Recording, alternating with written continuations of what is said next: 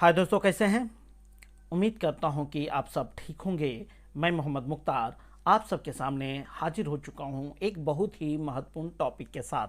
आज के वीडियो में हम जिस टॉपिक पर चर्चा करने वाले हैं वो है ESR मॉड्यूल। हाँ दोस्तों, जैसा कि आप देख रहे हैं कि पिछले कुछ समय से रेलवे लगातार नया नया मॉड्यूल लॉन्च करते जा रहा है और एज ए डीलिंग क्लर्क हम उस पर बखूबी अपना बेस्ट देने का प्रयास करते हैं। अभी हम एक मॉड्यूल से पूरी तरह से उभरे भी नहीं है कि रेलवे ने एक नया मॉड्यूल लॉन्च कर दिया है और उस पर भी हम काम करना स्टार्ट कर दिए हैं।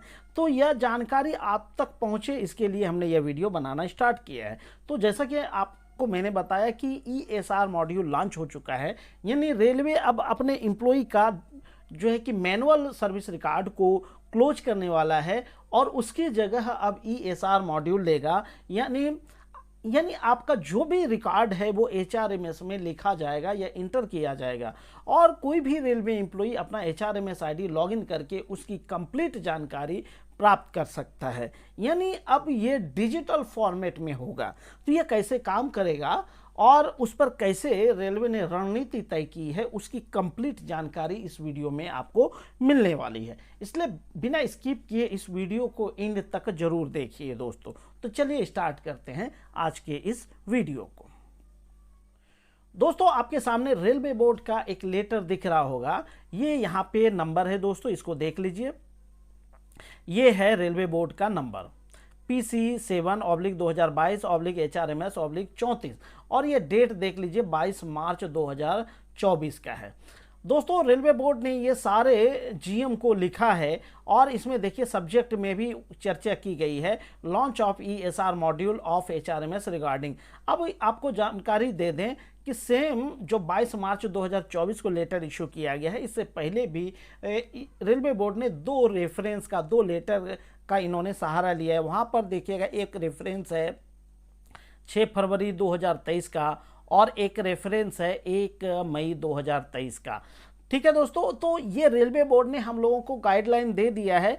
इसके बाद हम इस पे मुस्तैदी से काम करना स्टार्ट कर दिए हैं। अब इस लेटर की क्या खास बात है वो हम एक एक कर को आपको बताने वाले हैं। इससे ही आपको जानकारी मिल जाएगी कि ये सुविधा रेलवे एम्प्लॉय को कब से मिलने वाली है। तो बिल्कुल ध्यान से और बारीकी से इस चीज को समझिएगा। देखिए रेलवे बोर्ड इस लेटर में क्या कह रहा है। White boards letter under reference all field units have been advised to generate e service records for the new joining. पहली बात तो क्लियर हो गया कि अब रेलवे में जो भी न्यू एम्प्लॉय के तौर पर नियुक्त होते हैं उनकी ई सर्विस रिकॉर्ड जनरेट की जा रही है। यानी उसको अब मैनुअल में कोई भी डाटा उसका इंटर नहीं किया जाता है।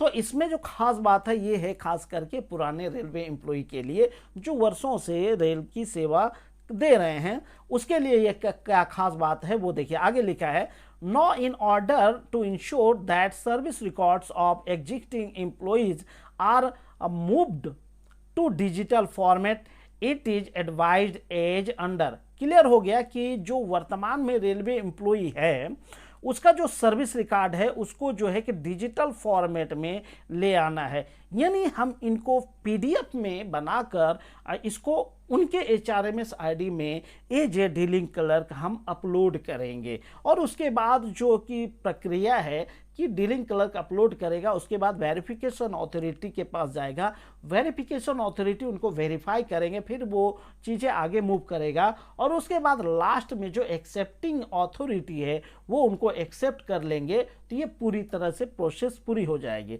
यानी इसमें जो सबसे ज़्यादा चैलेंजिंग पॉइंट है वो हम जैसे डीलिंग क्लर्क के लिए है। अब देखिए रेलवे ने क्या क्या दिया है। पहली बात तो देखिए पहला नंबर पॉइंट में ही वो क्लियर हो जा रहा है। ESR module of HRMS will be launched across all field units WEF 1/4/2024। यानी आप देख सकते हैं कि ESR मॉड्यूल जो है पूरे रेलवे में 1 अप्रैल 2024 से लागू हो जाएगा। यानी जब मैं ये वीडियो शूट कर रहा हूँ और ये अपलोड होते होते मेरे ख्याल से 1 अप्रैल 2024 क्रॉस कर जाएगा। यानी आपको जब तक ये जानकारी मिलेगी तब तक आपका डीलिंग क्लर्क डिजिटल फॉर्मेट पे काम करना स्टार्ट कर दिया होगा। अब देखिए बहुत सा एक सवाल हो सकता है, अगर आप एज ए डीलिंग क्लर्क हैं तो आप पहले ही देख के चौंकेंगे कि 22 मार्च 2024 को ये लेटर इशू हुआ है और बताया कि 1 अप्रैल 2024 से डिजिटल फॉर्मेट में वो चीज़ें लानी है। तो घबराइए मत, आपके इन सारे सवालों का जवाब इसी लेटर में है। मैं एक एक करके एक्सप्लेन करके आपको बताने वाला हूं। 2 नंबर पॉइंट कहता है WEF 1 April 2024 making entries in physical service record will be discontinued. यानी अभी तक जो आप सर्विस रिकॉर्ड लिखते थे, सर्विस रिकॉर्ड में कोई भी एंट्री करते थे, वो पूरी तरह से डिसकंटिन्यू हो जाएगी 1 अप्रैल 2024 से। क्लियर है? यानी 1/4/2024 से चाहे आप जो है कि अपलोड कर पाएं या ना कर पाएं, आपको मैनुअली जो है कि अपडेट करने की इजाज़त अब नहीं दी जाएगी। अगर आगे देखिए, आगे क्या है, 3 नंबर पॉइंट क्या कहता है, all the entries relating to a career events of all the employees such as date of increment, promotion, grant of NFS, MSCP etc will only be made in the digital format, i.e. ESR module of HRMS only।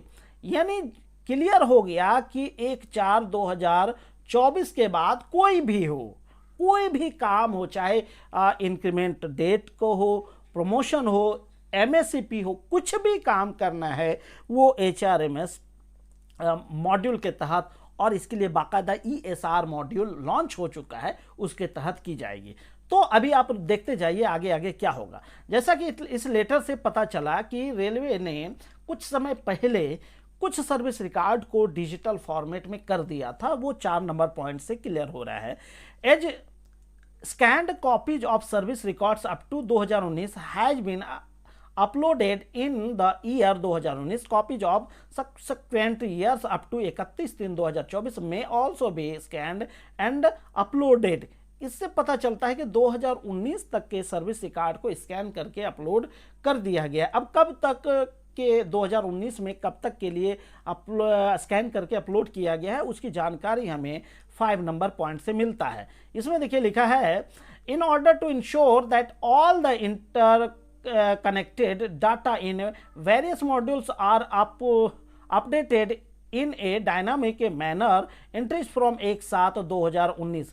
यानी आपको जो data इसमें scan करना है वो 1/7/2019 से till date तक, आज तक का करना है, यानी 31 मार्च 2024 तक का करना है। तो यहाँ पे घबराना नहीं है। यदि आपका एसआर या आपके अधीन किसी भी कर्मचारी का एसआर यदि 1 जुलाई 2019 से पहले का अपलोड नहीं किया गया है, तो आपके पास जो भी डाटा है सर्विस रिकॉर्ड का, उसको स्कैन कर लेना है, एक PDF में उसे हम अपलोड कर देंगे।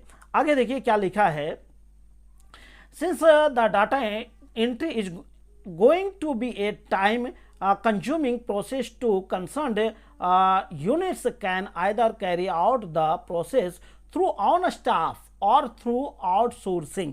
अब बड़ी बात है कि सवाल हो सकता है, एज DC हम भी सवाल कर सकते हैं कि इतना बड़ा काम अब मेरे अधीन 250, 350, 400, 500 इस तरह स्टाफ होता है, तो इन सारे का सर्विस रिकॉर्ड हम इतने कम समय में कैसे स्कैन करके अपलोड कर पाएंगे, क्योंकि मेरे पास और भी सारे काम होते हैं, बिल बनाना है और इसके अलावा जो भी इस्टेब्लिशमेंट का मैटर होता है सब कुछ देखना है। तो इतने कम समय में ये काम कैसे करेंगे? तो रेलवे ने सीधा जो कि कंसर्निंग यूनिट को आदेश दे दिया है, यानी जो भी यूनिट एम्प्लॉय को डील कर रहा है, उसके जो है कि इस्टेब्लिशमेंट मैटर को डील कर रहा है, उसको आदेश दे दिया गया है कि आप ये काम चाहे अपने स्टाफ से कर लीजिए या थ्रू आउटसोर्सिंग कर लीजिए, यानी चाहे तो आप अपने स्टाफ को नियुक्त कर दीजिए कि सर्विस रिकॉर्ड को वो स्कैन करे एक एक करके, या फिर आउटसोर्सिंग करे, चाहे ठेका दे या कैसे भी हो, ये काम आपको करना है। सवाल उठता है कि कब तक में कर लेना है। 1 अप्रैल से ये काम जो है स्टार्ट कर देना है, या फिर 1 अप्रैल से जो कि मैनुअल में कोई भी चीज़ एंट्री नहीं करेंगे तो कैसे कर पाएंगे? आगे देखिए, आपको ये लेटर आप जब पढ़ते जाएंगे तो आगे देखिए एक चीज़ आपको लिखा है, आगे देखिए 7 नंबर पॉइंट आपके लिए बहुत ही जो है कि आपको झकझोर सकता है। वो ये देखिए, पढ़िए 7 नंबर क्या कहता है, since the data relating to employees to going to be extremely sensitive and important. Due diligence may be ensured by the concerned dealing unit. The responsibility for accuracy of the data remains with the concerned unit only. यहाँ पे आपके लिए पूरी तरह से डांट है कि ये चीज़ें बहुत ही सेंसिटिव है, किसी का सर्विस रिकॉर्ड है तो आप पूरी केयरफुली, तो मेरा ये सलाह है कि आप आउटसोर्सिंग से ज़्यादा अपने स्टाफ पे भरोसा रखिए। अब तो मेरी ये सलाह है, आप अपने हिसाब से देख लीजिए। बाकायदा मैं कोशिश करता हूँ मैं स्वयं अपने सामने उसको स्कैन कराऊं, ये चाहे मैं खुद करूं या अपने स्टाफ से कराऊं, ये मैं अपने सामने कराने वाला हूं। एक एक पेज का ध्यान रखना है, कोई भी डाटा के साथ छेड़छाड़ ना हो, ना कोई डाटा छूटे, सबको बारीकी से स्कैन करना है। ये पूरी जिम्मेदारी दे रखा है कंसर्न डीलिंग यूनिट को। ठीक है, कुछ भी अगर ऐसी घटना होती है तो इसके लिए पूरी तरह से डीलिंग यूनिट जिम्मेदार होगा। देखिए जो महत्वपूर्ण चीज़ें हैं वो भी आपको बता दें कि जो कितना समय में आपको करना है वो 9 नंबर पॉइंट में क्लियर हो जा रहा है। यानी आपको 1/4/2024 से लेकर 3 महीने तक का आपको मिलता है, यानी 3 मंथ्स फ्रॉम 1/4/2024। यानी ठीक है 3 महीना टाइम मिला है, इसमें बहुत सारा हो सकता है कि थोड़ा सा लेट हो लेकिन काम हो जाएगा। अब आगे देखिए बहुत सी चीज़ें इसमें लिखा है, तो आप इस वीडियो को स्किप करके रोक के एक एक चीज़ें आप पढ़ सकते हैं। तो इस लेटर का जो महत्वपूर्ण टॉपिक था वो मैंने आपको पढ़कर एक एक करके दिखाया है। उम्मीद करता हूं कि दोस्तों इस वीडियो को देखने के बाद आपका कॉन्सेप्ट क्लियर हो गया होगा कि ये ASR मॉड्यूल कैसे काम करेगा और इसमें एम्प्लॉई का डाटा कैसे अपलोड किया जाएगा। पसंद आया है तो दोस्तों वीडियो को एक लाइक कीजिए, कमेंट कीजिए और दोस्तों में इसे जमकर शेयर कीजिए। तो चलिए मिलते हैं किसी अन्य महत्वपूर्ण वीडियो में महत्वपूर्ण टॉपिक के साथ। तब तक के लिए खुश रहिए, आबाद रहिए, जिंदगी में मस्त रहिए। Thank you. जय हिंद, जय भारत।